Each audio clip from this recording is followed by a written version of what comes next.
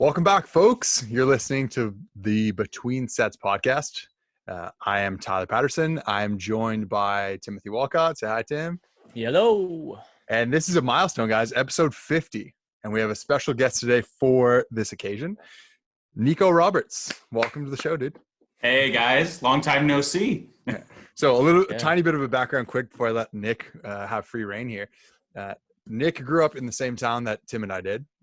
I've known Nick for the longest time. We used to go camping together every year, so we're super close. Unfortunately, he moved too far away from me. Haven't been able to see him, so I thank the makers of Zoom for making this happen. That's pretty much it. So I'm going to let Nick explain to you kind of who he is and what he does and why we wanted him on the podcast. Go for it, Nick.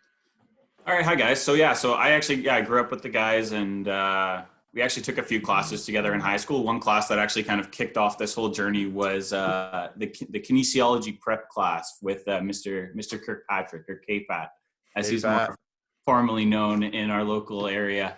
So honestly, the biggest thing is I just didn't know what to go to school for. And I was sitting here going, well, I liked K-Pat's class and I'm decent at biology. So let's give this kinesiology thing a whirl and see where it goes. Then, 4 years later, university's done, degree happened, and away I went. So I started working actually for a private company. Actually, it was like a remote location where we would do what we call ICBC here, which is basically the monopoly on car insurance and their claims. So worked with that for a year and didn't like that I was working so independently without anyone to learn from. No one would communicate with me. It would basically be files are in the door or sent to you via mail and figure it out. Do your assessment, go. Great learning curve, but not anywhere that I could really grow from and learn from occupational therapists, physiotherapists, different things like that. So branched off, got into what we call a WorkSafe BC program, which for you guys is the WSIB, I believe. And so I started running programs for them. I did that for 2 years. And at that point, I kind of hit what I felt was a bit of a ceiling. And I was sitting there and I was like, okay, I can open up my own practice and kind of do things the way I want to do them. There's a couple of people actually that I graduated with who have done that in my local area. And part of the thing that deterred me was just the extreme amount of competition with that happening, because they had some deep-rooted networks here already. One of the gentlemen, he owned a supplement company. He worked for Fuel before that. He'd been a personal trainer at local gyms. So he already had this huge monopoly on, who would go to him. And there was 2 other people who did it as well. And I was like, small fish in an even smaller pond, to be honest. So not something I wanted to do. More school or get into disability management. So I got into disability management. It was a way for me to, take a step up in my career, take a step up professionally, and still use the foundations and the basics of what I learned in school so that it wouldn't just go to waste and I wasn't just changing gears altogether. We're about 1.5 years, almost 2 years into that, 2 years in June, and things are going really well. Sweet. So simply put, Nick, you take claims from people that got injured at work, I guess, and then you try to rehab them to the point where they can go back to work. Is that the general idea? Yeah. I think there's a couple of subtleties that I would kind of tweak on there. So I do get the claim. I don't decide whether it's accepted or not. I get accepted claims. My official title there is Recovery and Return to Work Specialist. Right.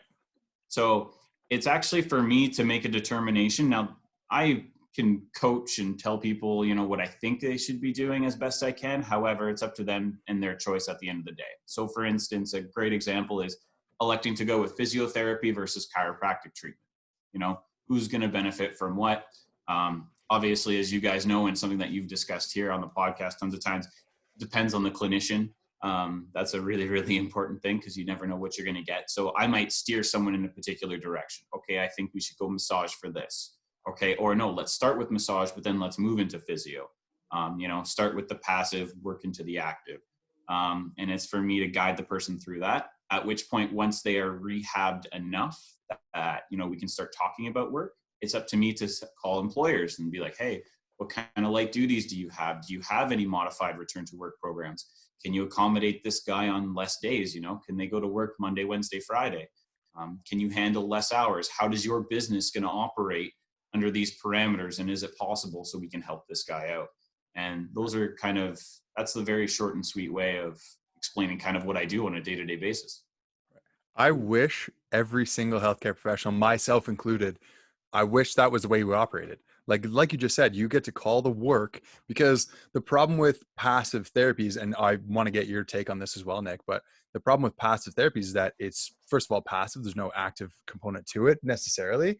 And then you're only with them for however long, let's say one time a week. Say I get someone for an hour a week. What are they doing for the other hundreds of hours in the week? Right? Are they going to switch up what they're doing at work to try to mitigate their pain, or try not to make their repetitive strain injury or whatever they have worse, per se? Right. So I think that's very important. So I love that you were able to do that. And that's awesome. I'm jealous that I'm not doing that right now. Well, and I have a question on that actually, Nick. Like, can that be quite a challenge, being the liaison between the person who's hurt and then their employer? Or is that generally pretty easy? Like, most of the times it is pretty easy. Most people tend to have good relationships with their employer, otherwise they change where they work. But there are ones that are contentious, and people don't want to go back, or they feel they're not ready, or all these different things. And that's when I'm not only liaisoning between the worker and the employer, but it's also my job to call that physiotherapist, to call that chiropractor, to call that massage therapist, and to say, hey, how are they progressing with you? And also to call the doctor, because this person's probably seeing their doctor once every 2 or 3 weeks just for follow-ups, for consistency. And if I'm being perfectly honest, I'm biased to the healthcare practitioners and what they offer in their information, simply because who has a better frame of reference? The physiotherapist who sees you 2 to 3 times a week for a half hour, or the doctor who saw you for 10 to 15 minutes every 3 weeks? Mm-hmm. Yeah. Right. So there's and that can kind of come into the whole barriers thing that we get into a lot sometimes. And, what's a challenge and how overcoming that? Because some people, they doctor shop because maybe they don't like one opinion, or they prefer the opinion of their doctor because the doctor said 2 more weeks off and the physio is saying, no, light duties would be okay next week.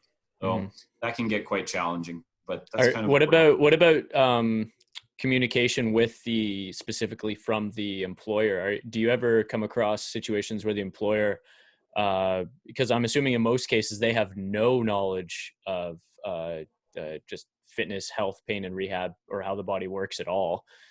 So they're going to be like, when you're trying to figure out how to give the employee lighter duties, are they looking at you like, I don't know, like what do you mean lighter? Can't they just come back to work? Like, is that pretty smooth most of the time? Most of the time it's pretty smooth.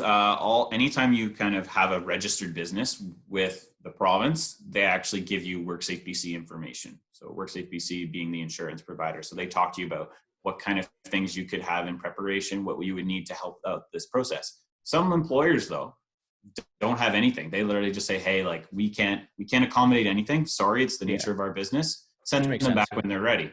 Yeah.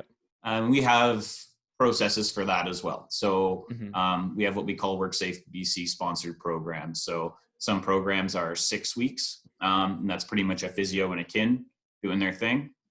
Some of them are 8 to 10 weeks, and those ones are a bit more comprehensive. People who have greater injuries, or even to one point, some mental health needs. The 8 to 10 week programs typically have a registered psychiatrist or a counselor on board, in conjunction with a physician actually at that facility, and an occupational therapist who can address some of the home barriers, some of the mental health barriers as well. And the occupational therapist also goes to the workplace to evaluate what the employer might be able to accommodate, actually. Because sometimes they can be surprised and be like, oh, wait, we can actually say, maybe you can't accommodate Bill, for lighter duties, but you can shorten his days for him. So, yeah, he's got to go back full tilt, but, he might not have the endurance yet to do an 8-hour day. How often do you see mental health factors playing a significant role in these cases?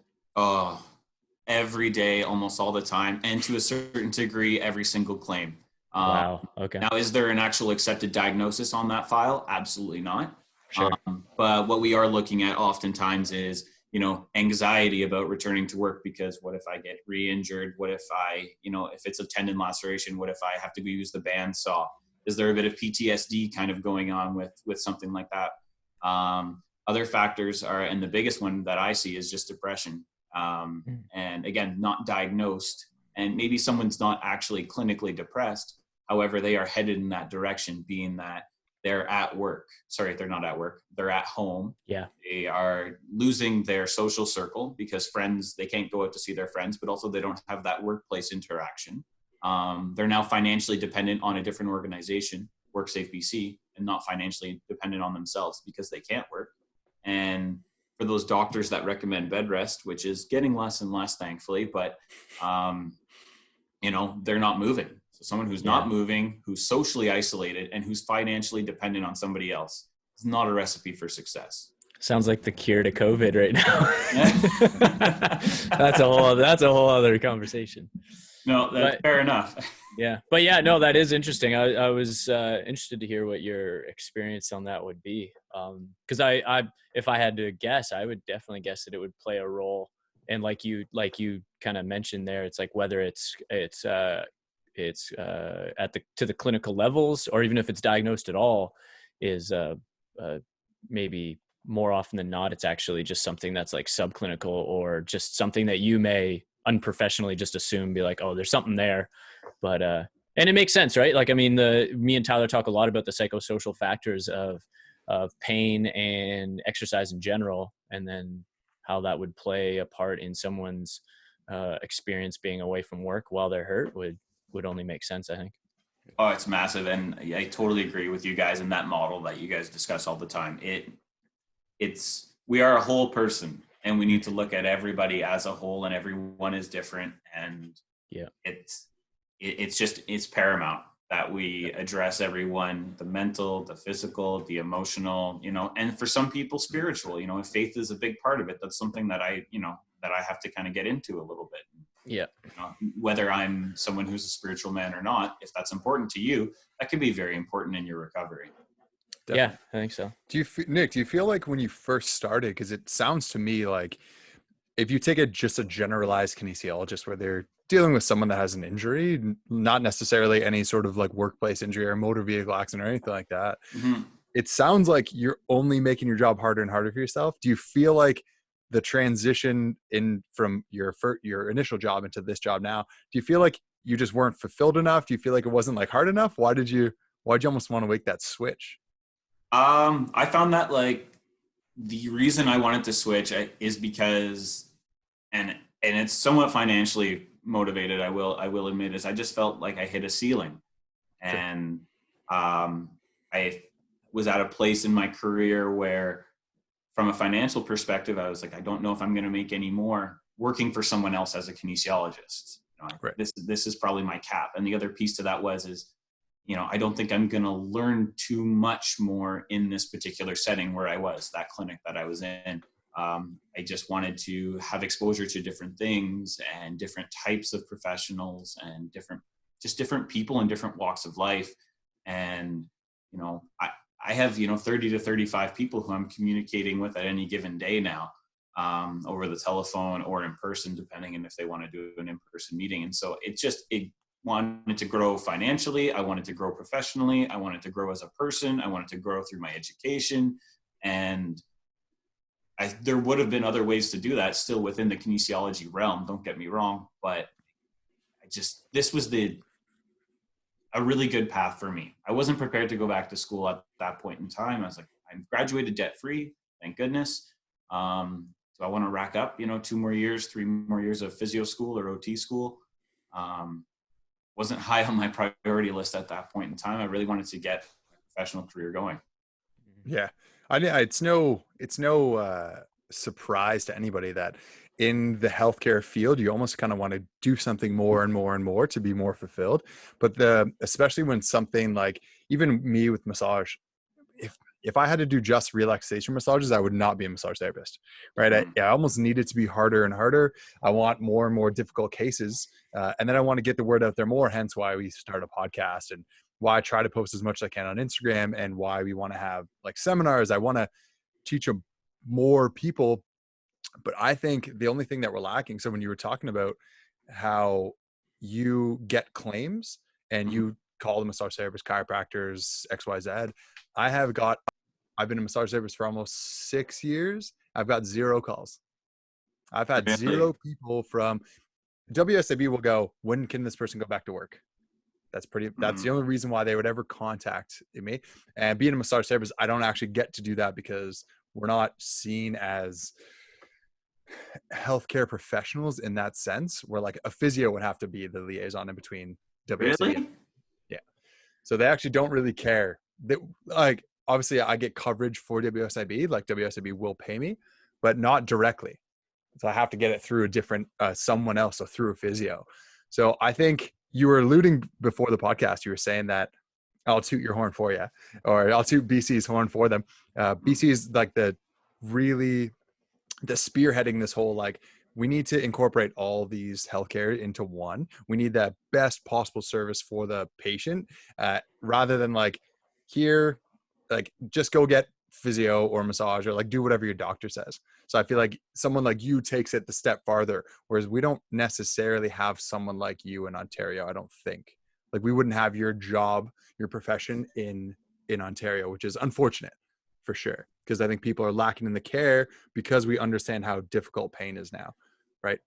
And think about the consequences of that too. Just not even just economically not having that here, but also even for the people that it affects, like individually. So like the either the cases that you would be dealing with, Nick, or you yourself, like you already just alluded to, that you're feeling more fulfilled here. There's a higher ceiling to grow. Like, you know, like all of those things have positive consequences now on society as a whole, you know, not just the fact that like, oh, more people are getting back to work quicker. It's like, that's a positive, but there's actually that cascades into more positive consequences, I think.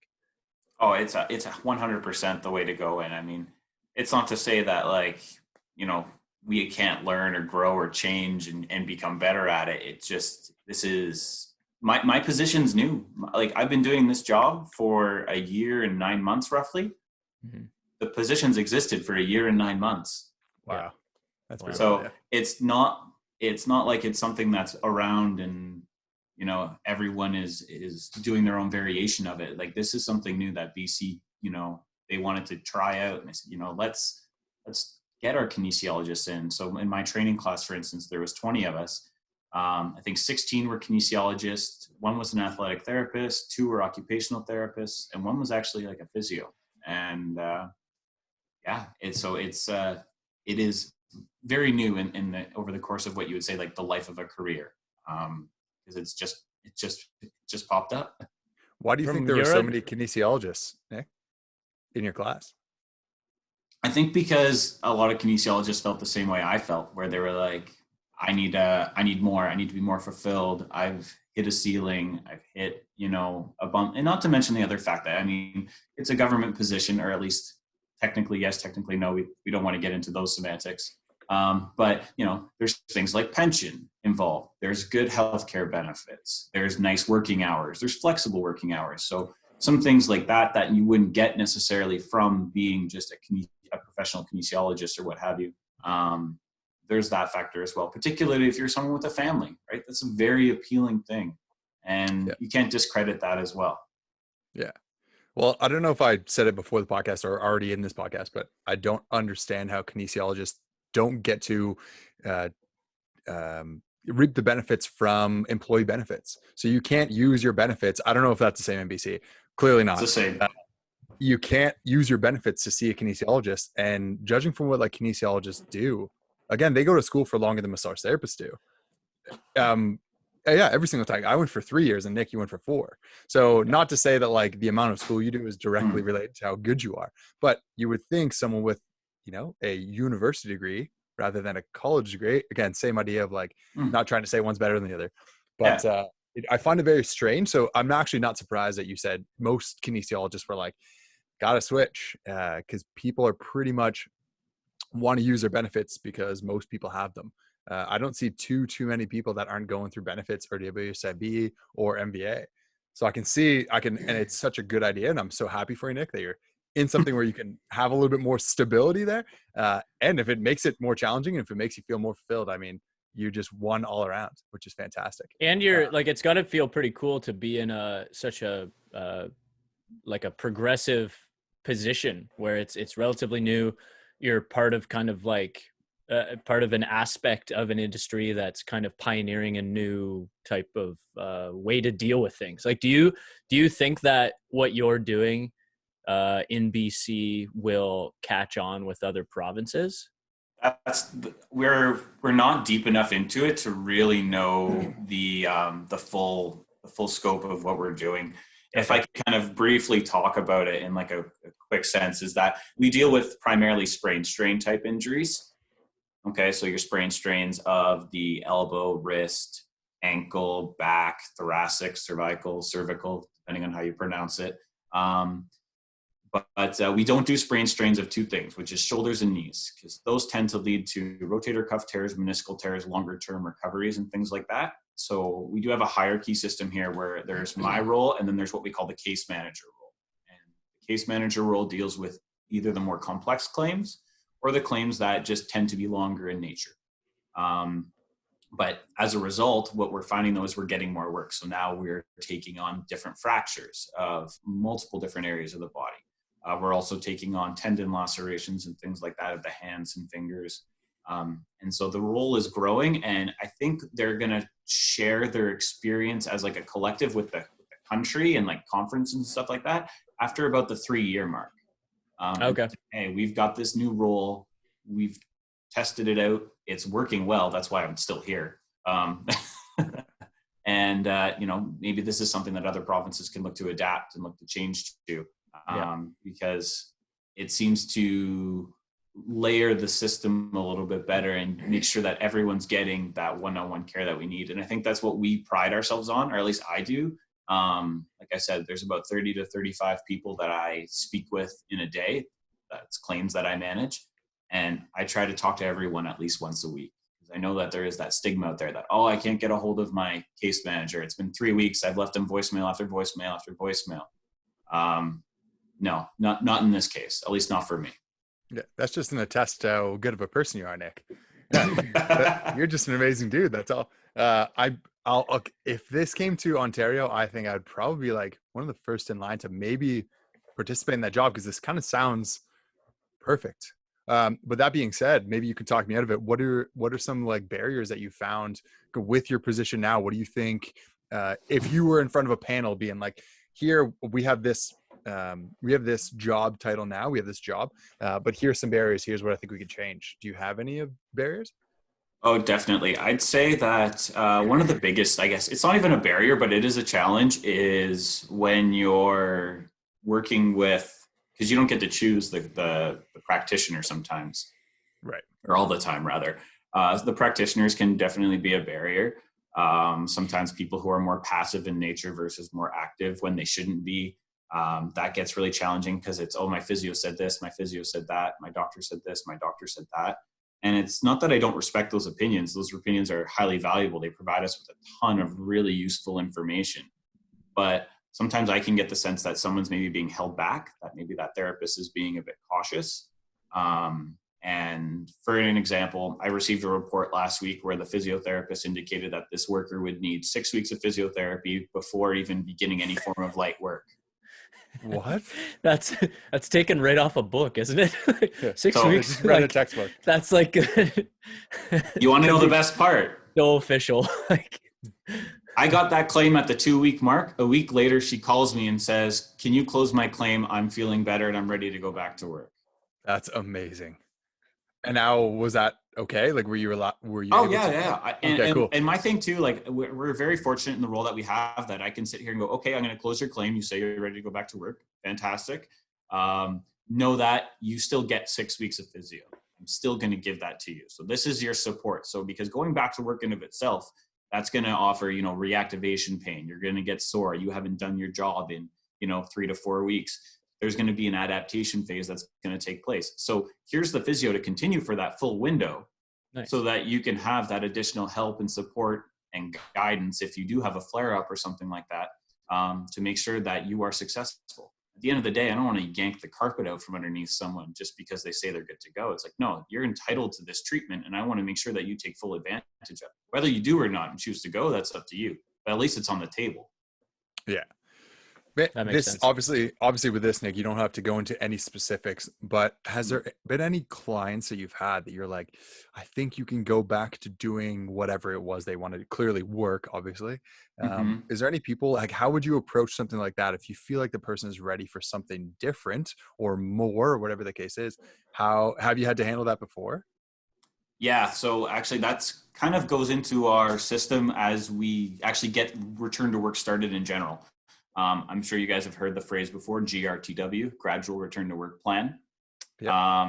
And it's my job to design those. And what I tend to do personally, and again, every person in my role is different, but I actually get the person on the phone and I just say, hey, I'm designing your plan. Let's do it together. Let's talk about it. Hey, what's week 1 going to look like? That your employer can accommodate these light duties, what's it going to be? And then we just collaborate. Usually the plans are about a month long. And we talk about when we can up the hours, when we can increase the number of days and things like that. So that is a huge barrier, but at the same time, we avoid it just by communicating with that person. I'm not going to sit there and shove a plan down someone's throat and say, I've just made this plan. Here it is. Go do it. Away we go. You're not going to get any compliance that way. It's going to be nothing but resistance the whole way through. However, you get someone on the phone, you talk to them, you hear how they're feeling, what they're, and you can reassure them, hey, if this doesn't work out, guess what? We can add 2 weeks at the end. We can lengthen this out. We can draw it out.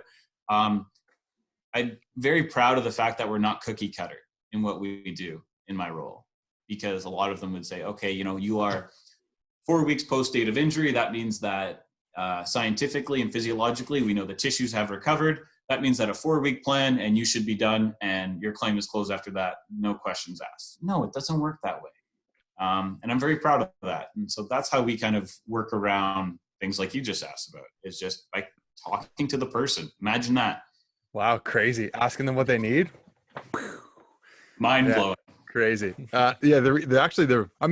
Here's the playing devil's advocate. The reason why that is a thing where they go here, structurally speaking, you should feel better. Again, going into the tissue pathologies and that sort of idea and the healing rate, there we go. In 4 weeks, you should be okay. Now that's horribly reductionist and terrible knowing what we know about pain now. So I think your job will be important in the fact that insurance fraud hopefully is going to be less. Because the problem with WSIB, especially here in Ontario, I can't speak for anywhere else. Yeah, it's like pulling teeth because they don't want to pay, because a lot of people are probably doing fraud and insurance fraud, getting more, and it's taking away from the actual person that needs it, right? And that's where it lies. Like the problem there is that you're still dealing with human beings. So if someone is seeing you 3 times a week and WSIB is paying you $50 to $90 per session, you don't want to let that client go. Why would you want that patient to leave? Right. So it kind of speaks to the ethic morality of the clinicians and providers, but hopefully your job will be able to be like, no, this person doesn't really need it because I talk to them every single day. And you don't need their money anymore. Like, I think you might be able to be the, like, I don't know, which one would you be, angel or devil? You could be like the devil and be like, you don't need this anymore. To the clinician, right? But you're going to be the angel on the shoulder of the person that is seeking the help, of course. So I think that's certainly. No, it's definitely interesting with like what you said with the fraud piece. I think we're really, really lucky for the system that we have, because we have some. I'm trying to think of the right word. I don't say procedures. We have some.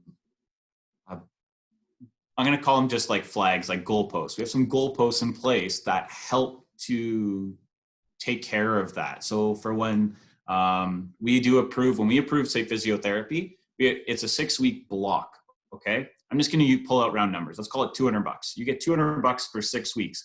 So whether you see that person once a week or 3 times a week, you're getting paid $200 for that 6 weeks. Now I know it's more than 200, but you get the drift.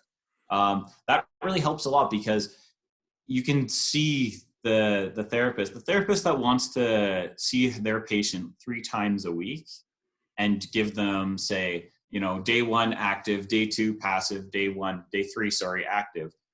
you can look at that person and go, wow, they're getting paid the same amount and they don't have to be putting this amount of work in, you know? So, because the therapists do sometimes facilitate that fraud a little bit, because, oh, no, you need to keep coming in. No, you need to keep coming in. And again, that's a generalized statement. Not everyone is like that. But there are those out there, you know, just, you know, as much as there's good stuff, there's bad stuff. Exactly. So those ones really, you know, I put a lot of faith into therapists like that. Like, I can't do my job without trusting the person who's treating them. Yeah. You know, that's the bottom line. I listen to them. I trust their opinion. Now, if we're getting well outside of the realm of normality, where we're 10 weeks post back sprain, and you're telling me that this person isn't ready for anything, then I need to start, you know, putting on my thinking cap and going, okay, what's really going on here? Nice. You know, either is there some objective findings to support maybe a neurological pathology? You know, do we have a disc that's impinging on nerves that no one's picked up on? You know, what special tests have you done? You know, have you done any straight leg raise testing, which is not a very good test, but have you done it? Right. Have you done a slump test to check for anything like that? You know, can you exactly. elicit a reflex in the ankle and the knee? You know, yes, no, maybe. And depending on that, then we can ask more questions and get down to the bottom of things. Because sometimes it's a matter of, oh, we missed something, we need to get this person an MRI. And sometimes it's a matter of, you're trying to milk me for all I'm worth and I need to put a stop to it. And you really just, that's what I get paid to do, is figure that out. Yep. And we need people like you you're holding healthcare professionals, again, accountable. You're going, okay, well, like, you question them and you get a different, I send people out all the time because I'm like, I feel like you need a different set of eyes on this as well. Because I hopefully, like every other massage therapist, like, you want to help the person actually. So you'd send them away to be like, I need different eyes on this. I'm clearly missing something.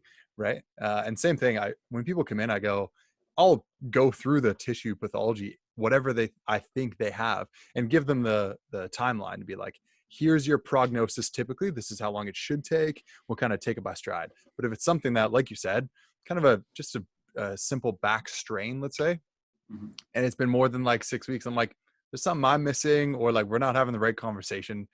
You just don't want to go back to work, do you? Again, with the whole PTSD thing that you were talking about before. So I think your job's really important, Nick. That's amazing that you get to do that stuff. I actually wanted to go into something where you could probably go down the rabbit hole pretty good. Because like you just said, obviously I'm sure that's not with every client, but like the passive, the active, passive, that sort of thing. Is there any limitations you find like in the passive stuff? Like, what do you think about passive therapies? I'm a big fan, particularly initially, particularly in acute phases of injuries and things like that. There is absolutely a time and place for passive therapy. And I hope no one sits there and says, oh, he doesn't believe in passive therapy, because I do. Particularly coming from a kinesiologist background, like I worked alongside a massage therapist who was huge in just giving the massage, like doing a very good formal assessment, but didn't give a lot of homework. And that's where like I complimented that person very well, because it's like, okay, you're going to get this passive treatment. We're going to relieve some of your pain. We're going to help with some joint mobility, hopefully, whatever the case may be. And then we're going to introduce the active aspect so that we can maintain these gains and then build upon them. Yeah. When I talk in poor light about passive therapy, it's the person who's getting a TENS machine even at week 6 to start their session. They're hooked up to a TENS machine. They've got a hot pack on their back. They're week 6 in their therapy, and they're still leading with that. At that point, I'm either telling the person, you're at the end of 6 weeks, I'm not approving an extension, or I'm saying I'll approve an extension, but you're going somewhere else. Nice. This is awesome. Ridiculous. So that's my take on it, right? There's a time and place for everything, and we just need to be cognizant and address it in the best way possible. That's how we get there, right? Nick, do you think, in your opinion, and maybe you can only go off your own experience with this, as well as what you've heard from others maybe, or through social media or whatever, but do you think that there's an over-reliance on passive modalities in general? Or do you think they are, for the most part, accurately prescribed and used? Oh, that's a huge question, Tim. You know what? Depends on the therapist. I think I'm going to go back to that as like, I know it's a bit of a cop-out answer, but the fact of the matter is it depends on who's treating you, and it depends on what their philosophies are. Do I personally think that at times that they are overprescribed and overused? 100% yes. But would I paint every therapist with that brush? Absolutely not. There's just no way. Because there are those who, you see the progression. Okay, we're going to start off with passive, we're going to do some TENS machine. And not to mention the fact that there are some passive therapies that people do need for a longer term, kind of draw attention to something like IMS, or just dry needling if you're not actually certified in the particular IMS brand. Some people need that for a long period of time to get the benefits while they're doing exercise, stretches in conjunction. Is that bad? No, but as long as you're still seeing benefit and getting some gains from it and making progress, got no issue. My problem is that we're doing the same thing, the same passive modality or the same passive treatment, and nothing's changed in 3 weeks. That's, where we start to, red lights go off, question marks start to arise, and then we build off of there. But what about people? What about a situation where people are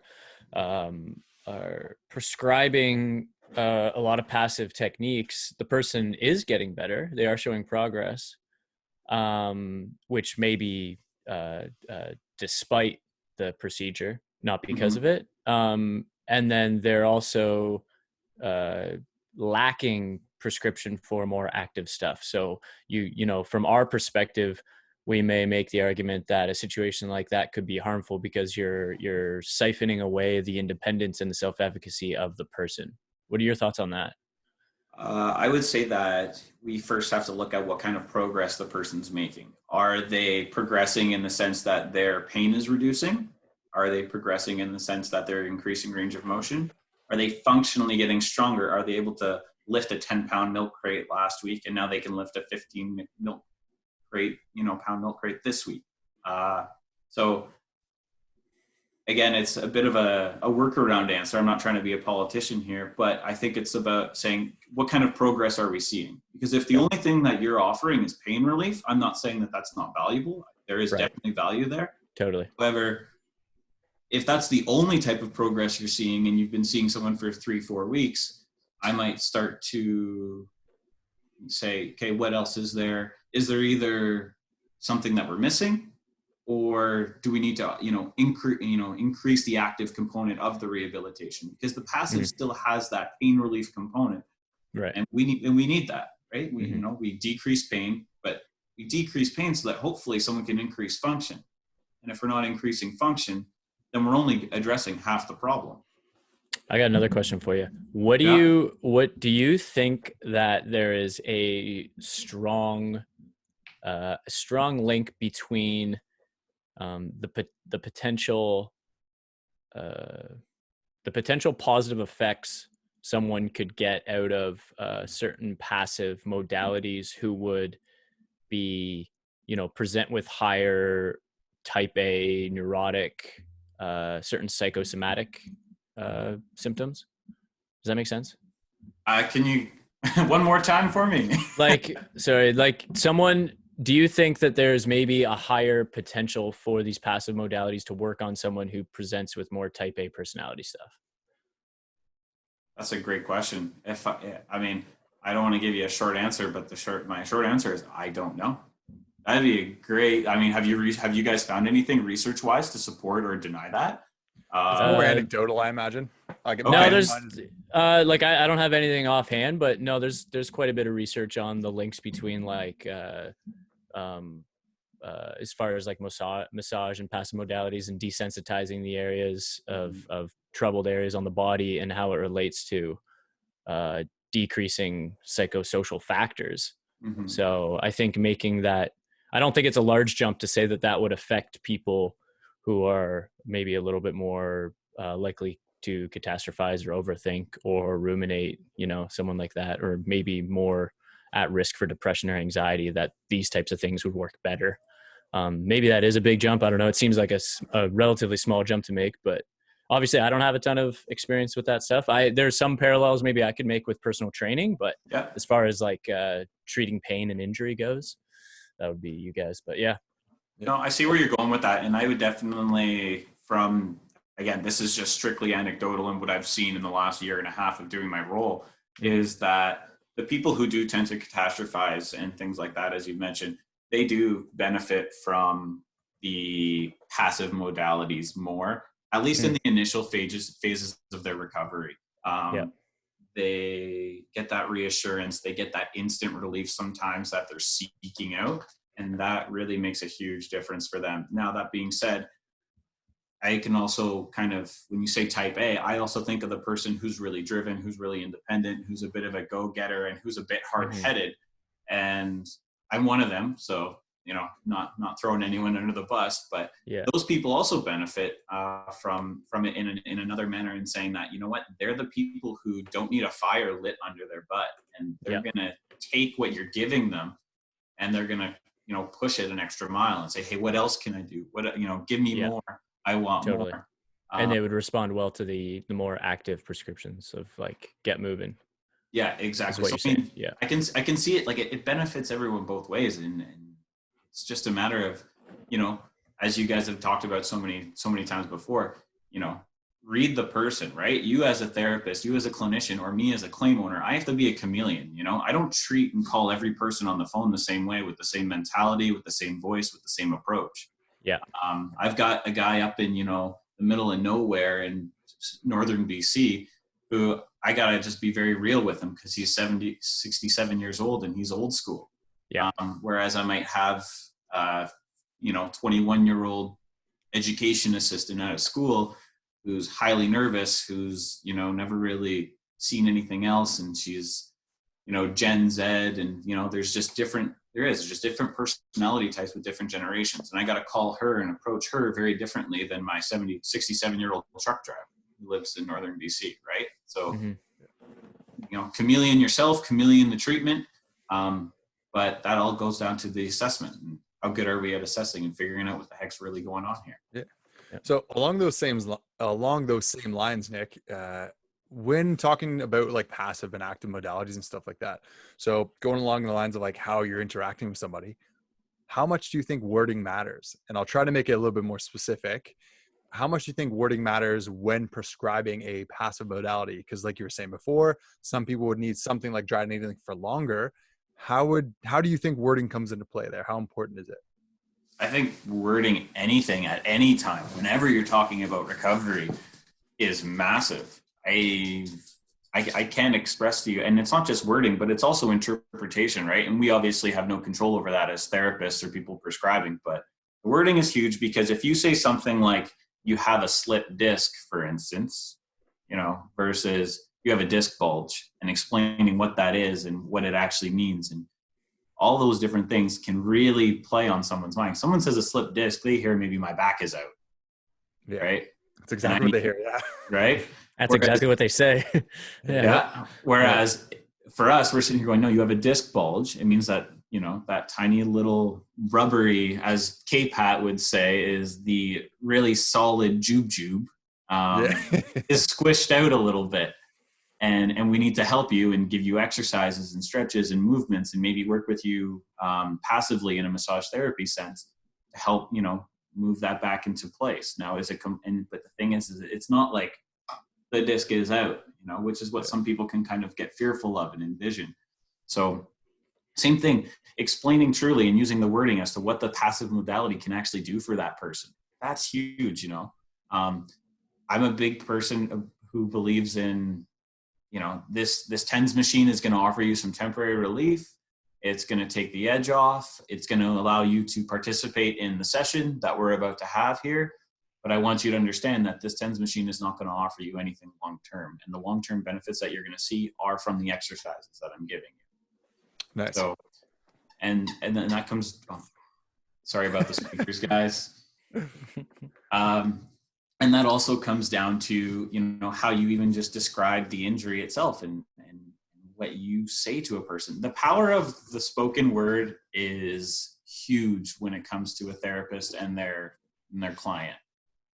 And I feel like we can sometimes do people a disservice unintentionally, just by saying something, thinking that they pick it up and they understand exactly what we're saying, and having that explanation behind it, so that there's not a misinterpretation, is huge. misinterpretation can lead to all sorts of different issues. I couldn't tell you how many times someone's called me and said, my doctor said this. So then I call the doctor and the doctor's like, that's not what I said. I said this. But then you can see where the lines correlate. You're like, oh, I see how you took that from that, you know? But we're talking about a layman versus someone who studied the human body, and that happens so often. And ultimately, you would maybe say that, you know, it does come down to the responsibility of the doctor to communicate better, because you got to understand your audience and be like, they're not going to know how to interpret this unless you make this very clear. I take it you've seen that before. Kind of, I guess, in my own versions of it. Yeah, definitely, where it's like, you know, someone says something and then you're like, oh, I don't think that's how it went down, or, you know, the way that certain, I don't know, without getting into it, I guess, just like, it becomes a little bit of like game of telephone. That's you know what? That's probably the best analogy I've ever heard for that. And I'm probably going to steal that and use that now, because it's exactly like a game of telephone. What did you actually take from this? You have to share it out between sets every time you say that phrase, though. Okay. You have to give credit to Tim, give credit where credit's due, Nick. Okay. Yeah. But you guys got to trademark that. Hell yeah. Do you think so along those same lines, is there any substantiated claims that you've been thinking about recently? So along the lines of how you're interpreting things and how you purvey things, do you think there's some substantiated claims within, I guess, passive and active? You could lump them together, probably more so passive though, for sure. Is there anything you've been thinking of recently? So the TENS machine, like, how do you approach that? Do you think people are like, this is going to help fix you and it's going to put some, you know, chemical mediators in there to fix you faster? So, you know, to make sure people aren't scamming others out of money? But that's a loaded question, Nick, but do you have any off the top of the head? I have two right now that here's the thing. Part of my process is to actually, if I can't make a decision definitively on my own, I actually write up what we call a medical opinion, and I send it off to a third-party doctor who basically reviews the file, reviews the information on it, and then gives me their opinion. They're not telling me what to do. They're just giving me their opinion.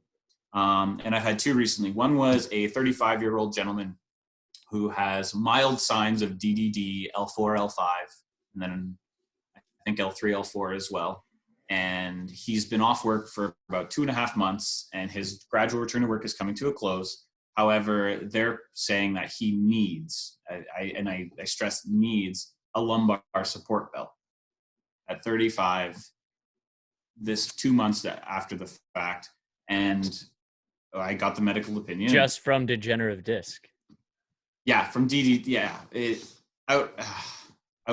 to me, outrageous. Sorry, I'm not trying to, but like, just outrageous. Like, you're too young, you're too fit. Like his BMI and things like that aren't off the charts. Now I know BMI is not perfect, but for the average human being, you can take it and gain something from it. Yeah.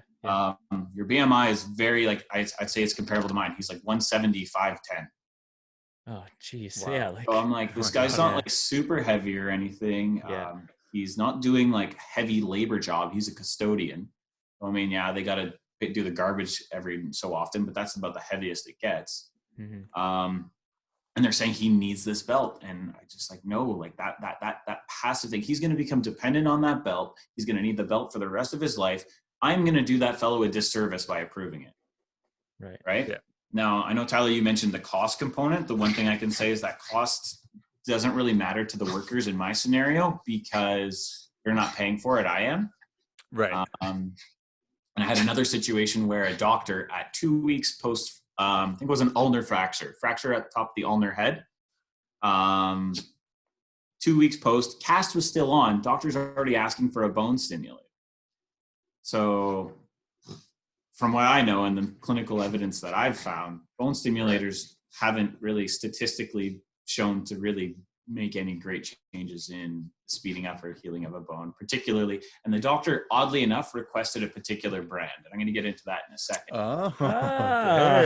But this thing, this thing was $3,000. So I went and talked to one of my medical advisors about it. And basically they just said, hey, like, if this woman hasn't demonstrated any healing in 8 to 10 weeks, then sure, let's do it because it might help her. But let's give it 8 to 10 weeks, which is what she would need at around age 60. she's a bit older, so her healing's going to be a bit slower. And I'm like, yeah, that makes perfect sense to me.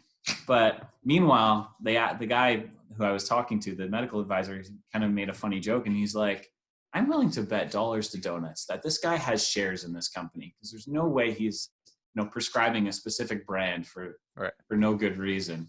And he's commission based for sure. He got $1,000 out of that $3,000 easily. Yeah, probably. That's no problem. Who knows? Yeah. He's a salesman. Also, were you saying it was 2 months, Nick? It was 2 months or it was 2 weeks after 2 weeks? She was 2 weeks. She still had a cast on. She couldn't even use a bone stimulator anyway because the cast was still on her. She's going to be wearing a cast for another 3 to 4 weeks at least. That's as soon as you said 2 weeks, I'm like, that's ridiculous. It takes bone longer to heal regardless of your situation, essentially. Yeah. Anyway, that's so crazy. So we do see stuff like that with the passive modalities a little bit. And thank God, like the other question that I ask myself sometimes, and this is just a personal thing, is I kind of look at certain things and I go, if this person did this falling off their porch in their backyard, would you still be asking them to pay $3,000? Or are you asking them because it's my dime and not theirs? Right. Is it medically necessary? Yeah. Is this the best choice regardless of where the funds are coming from? Yes, exactly. And the answer in that case was a resounding no. Because you would not ask, Tim, if you've, were tripped and came out of the Motus building and you fractured your wrist. Yeah. The doctor wouldn't tell you need this $3,000 bone stimulator. So figure out how to pay for it. Yeah. Yeah. So again, another attest to like how important your job is, Nick, to stop like this fraud and this money hungry issue that we have, is that people just want to kind of get rich off of other people's misfortunes, I guess. I mean, I'm assuming that one guy who recommended that bone stimulator or whatever, it sounds like something out of the Jetsons. Like he,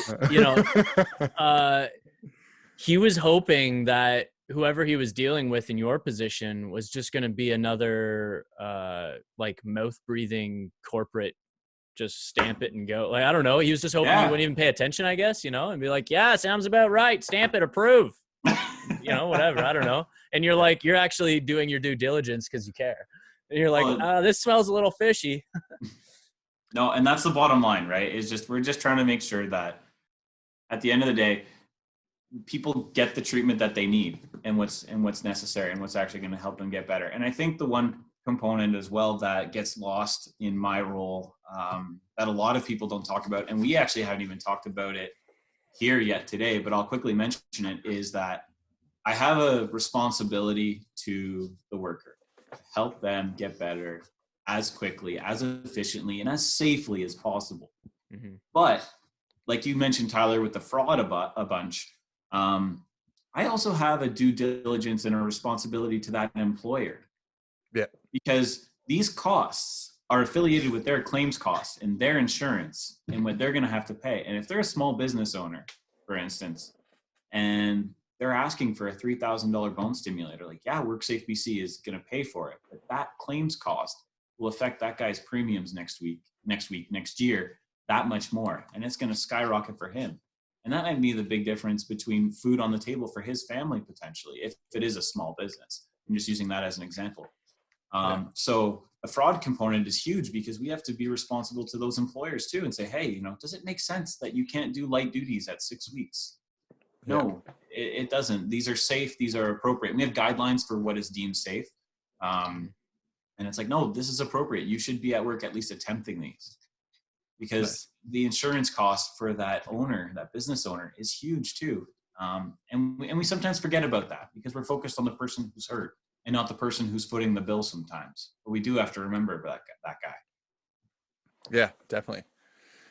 Switching gears a little bit, Nick, we can talk about stuff that does work. You are recently interested, I don't know what it is, so I can't actually say that, but kinetic link training. Can you tell Tim and I what that is? Because this is my first time hearing about it. It's probably something that you guys do in your own practice and you don't even know it. But essentially it was created by a series of Australian physiotherapists and exercise physiologists. And it's a series of movements that they've broken down, and they label them and number them. So it's like 1A, 1B, 1C, 2A, 2B, 2C. Each one has 8 movements. And it's a very just structured, smart, I call it intelligent way to train the whole body in a functional manner. So like I said, it's something that you guys probably already do. You guys probably even do movements that are listed there, but this is just someone who's put it to paper, created a program out of it. And honestly, I mean, he's made some money off of it, but he's actually at least given some people some structure and some guidance. As an example, one of the movements is say you're on a Swiss ball, you're bridging up and you're doing a one-arm chest press. So now you have the glutes engaged, your hamstrings, your quads are all engaged because of that bridge. You're also working your core and your obliques because you have to stabilize. Oh, now the chest is engaged because we have a press involved and we're off balance because it's only one-sided. So if I could just summarize, like that's it. It's functional training, but someone's actually put pen to paper on it. And the reason I love it so much is because I spent so long, and I'm not sure if Tim, if you can attest to this, and Tyler, you guys can attest to this, but you spend so long designing other people's programs and thinking up workouts for other people that you kind of, when you go to the gym, sometimes you're just like, oh, I just wish someone would just tell me what to do.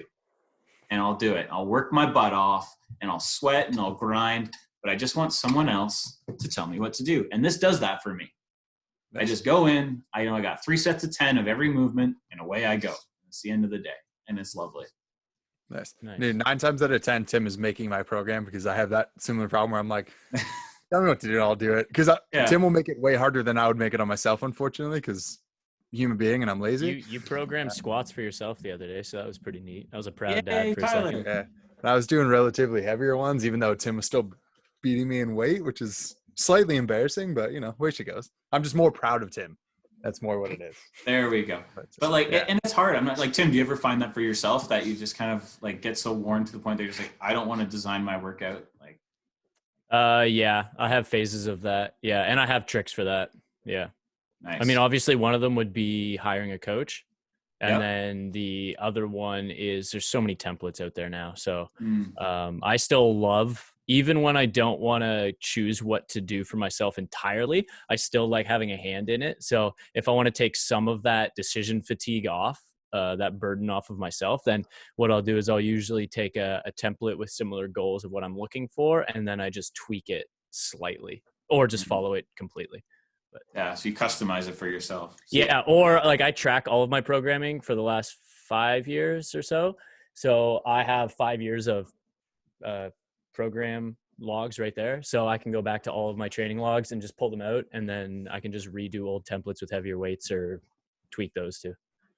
Yeah, that's great. Yeah. So I find that's easy because I know what that's like, the decision fatigue. I mean, a lot of people hire me for online coaching for that reason. That's one reason that's a big one is the decision fatigue, going into the gym being like, I can't do this. My mind's elsewhere, but I know that I need to train. And so that's a big one, I think. Decision fatigue and just the accountability aspect. Those are massive. I definitely need that training partner. Cause like you said, Tyler, I'll take it easy on myself if it's me doing it sometimes. Yeah. Every time. I think that's most people's, that's why people hire myself and Tim as personal trainers in that sense, that they go, I don't want to do this anymore. Like I wouldn't do it as hard as you would ever, you're pushing me. I'm like, yeah, that makes sense. When I go work out with Tim, it's always twice as efficient as a workout that it normally is. Because he's like, do 10 more. And I'm like, I'm going to stop. He goes, why are you leaving 10 in the tank? And I'm like, damn it. I said, then I go up in weight or something or go up in reps. So it's really important. But yeah, that's great. Nick, I'm a big fan. Definitely. That's cool. I think people should check it out. I do like the fact that it's like pen on paper, like you said, like it gives some people something to follow, right? And then you can kind of tweak it, I'm sure, as you go along. If something is really hurting, you just don't do that one. So I kind of like that someone put something there that you can design, you can help design some things out of, design your own program out of. Like I have 6 of them with 8 exercises per page. So, do the math because I'm 48 different movements. Yeah. Sure. So that's the one. That's why we're in healthcare. That's why we're not in math. Because I was like, I don't know what that is. I'm not good at my grade 6. Yeah, no kidding. But the beauty of it being, like you said, if you have pain, if you have discomfort, swap one out, swap, the 2B number 3 exercise for the 2C number 3 exercise, and away you go. Actually, I can probably send you guys some PDFs of them just so you can just have them just take a look at. Sure. Yeah, that'd be awesome. Sure. Tim, did we I got one more. I got one more quick. question for you, Nick. Going back to school, you know, I know that you've learned quite a bit, and you've expressed that, you know, you have a relatively open mind. I think you like learning. You like you're open to changing your mind.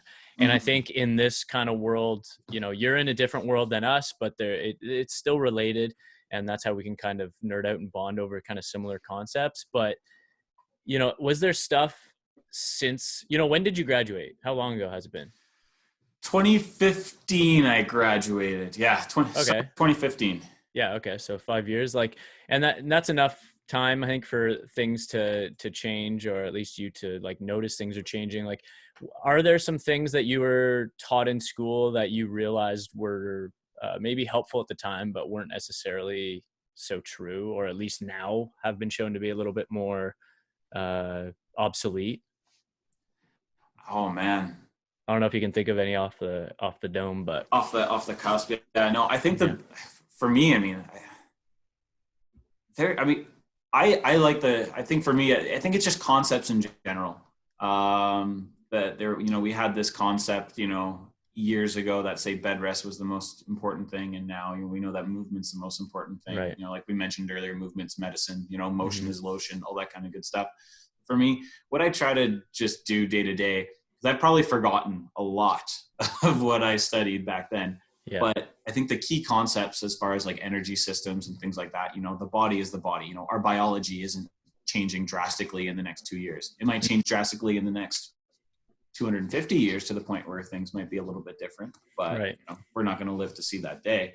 Yeah. What I would just say is I just hold true to like the fundamentals. So remember my anatomy, remember my physiology, you know, how, you know, energy systems work, all those different things. Remember, you know, the stages of inflammation, all those kind of like those basic things. That's what I hold near and dear. And then as far as, you know, things that weren't true or that have changed, to be honest, I've probably just forgotten them because they're not relevant to me anymore. You know, I'm like, you know, that's out the window. This is the new way, and off we go. Yeah. And in science and healthcare, right, that changes constantly. Yeah. So I think it's just about staying up to date and just making sure that you remain educated. And that's one thing that I'm gonna, you know, pump your tires here, you guys, for a sec, that I just really respect and value out of what you guys do is you guys are constantly looking up the new research, the new material, what's latest and greatest. What are people saying about this? What are people saying about that? New trends. You guys put a lot of work and time and effort into that I probably should be doing more of.